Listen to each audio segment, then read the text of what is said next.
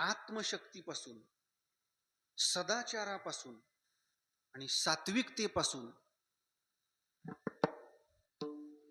साधनेपासून दूर ढकलणारी दोनच इंद्रिय आहेत. कायमची दूर घेऊन जातात. त्यातलं पहिलं इंद्रिय म्हणजे डोळा. ऐका,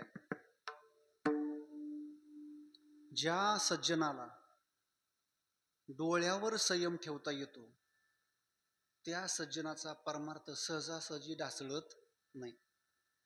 म्हणून ऐका, डोळ्यावर संयम ठेवता आला पाहिजे. जगातलं सगळं पाप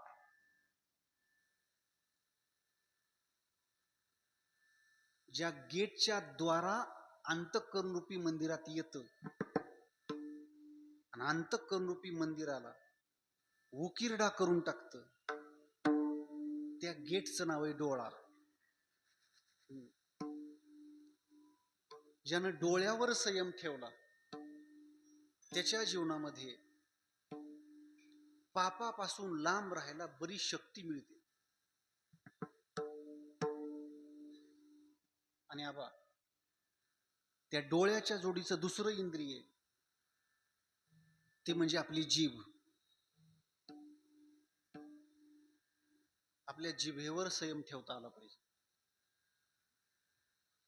गरज नसेल तर बोलूच नका.